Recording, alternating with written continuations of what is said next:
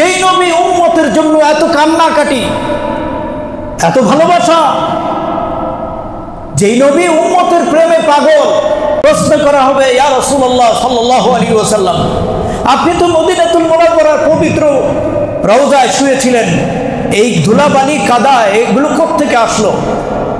রাসূল সাল্লাল্লাহু আলাইহি ওয়াসাল্লাম জবাব দিবেন, চোখের জল উম্মতের জন্য, এই উম্মতের জন্য আমার চোখের জল ঝরতে ঝরতে আমার রওজাটা কর্দমাক্ত হয়ে গিয়েছিল। সেই কাদা মাটি নিয়ে আমি আজ আল্লাহর দরবারে হাজির হয়েছি।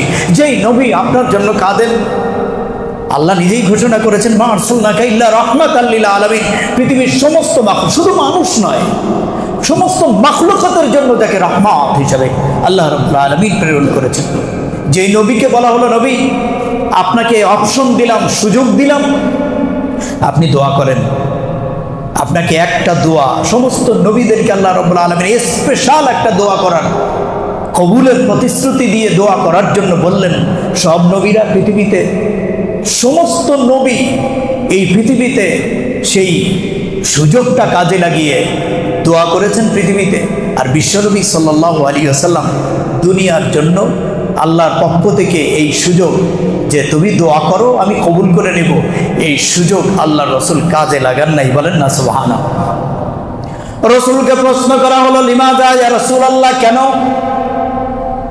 কেন আপনি এই দুনিয়ায় এই দোয়াটা করলেন না যেটা কবুলের প্রতিশ্রুতি দেওয়া হয়েছে? আপনি যা চাবেন আল্লাহ আপনার দোয়া কবুল করে নেবেন, কিন্তু দোয়াটা কেন করলেন না? আল্লাহ রাসূল বলেন, সাহাবীরা রে, কিয়ামতের কঠিন ময়দান যেদিন শুরু হয়ে যাবে, আমার উম্মতেরা বিপদগ্রস্ত হয়ে যাবে, মুসিবতের মধ্যে পড়ে যাবে, ওই সময় আমার উম্মতের পক্ষে কথা বলার কেউ থাকবে না। কোন নবী কথা বলবেন না, আদম নবী কথা বলবেন না, ইব্রাহিম জাতির পিতা ইব্রাহিম তিনিও কথা বলবেন না, দ্বিতীয় আদম যাকে বলা হয়, আদমের সানি যাকে বলা হয়, নূহ নবী তিনিও কথা বলবেন না। এত কথা বলেছেন মুসা আলাইহিস সালাতু ওয়াস সালাম আল্লাহর সাথে, তিনিও উম্মতের ব্যাপারে কোনো কথা বলবেন না। আমি নবী এই দোয়াটা রেখে দিয়েছি, হাসরের ময়দানে বিপদের মুহূর্তে, মুসিবতের সময় আল্লাহর দরবারে আমি চাবো। আল্লাহ তো প্রতিশ্রুতি দিয়েছেন, যখনই চাবে আমি কবুল করব।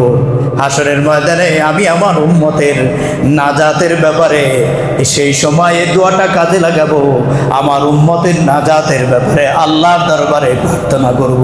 সুবহানাল্লাহ, আমি আল্লাহর দরবারে বলবো। এই সুযোগটা আমি সেদিন কাজে লাগাবো। এত দয়া, এত মায়া,